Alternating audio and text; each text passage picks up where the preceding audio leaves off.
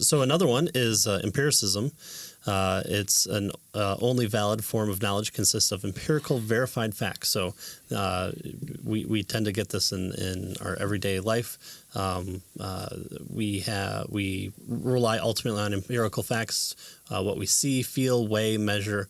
Only what we can kind of feel out with our senses is what's real. So there's no supernatural. There's no mind. There's a brain because that you can touch and measure. Firing off of synapses. That's your only thought. There's nothing that transcends outside of kind of those five senses and the relation to them. As a result, empiricism does not consider concepts to be truths at all, but merely individual values and preferences, those things that are more or theological concepts. And so a big proponent of this is our good friend David Hume, who we can't seem to get away from. He declared that if a book contains anything beyond empirical science, it ought to be burned, which to me sounds like a moral claim, but hey, whatever. Is this another idol? Certainly, empiricism makes an idol of the sensory realm. It's the ultimate explainer. It drills down to your sense, and really your sense, not even anybody else's, but that's the way we can know the world. A few years ago, a survey of philosophers at Leiden University asked which non-living philosopher would they most identified with, and we learned this from our last book as well. David Hume was the big guy.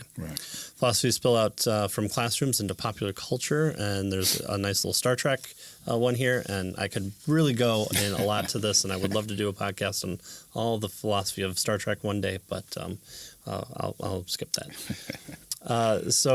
And she goes in here to kind of show how even within pop culture, empiricism seems to be a big have big proponents. So if you ask Christians for empirical evidence that Jesus was Messiah, they'd probably list historical evidences of the resurrection, factual evidence for the claims of the New Testament, manuscript evidence for the reliability of the biblical text, archaeological evidence for the events in Scripture, and so on.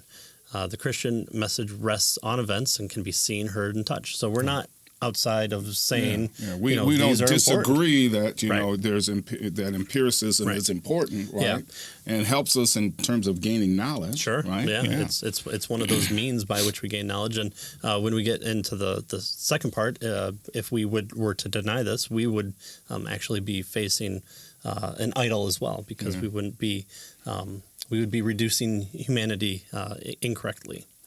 And so no matter how strong the evidence, any claim that there exists something beyond what is known by empirical science is attacked as irrational. And that's true.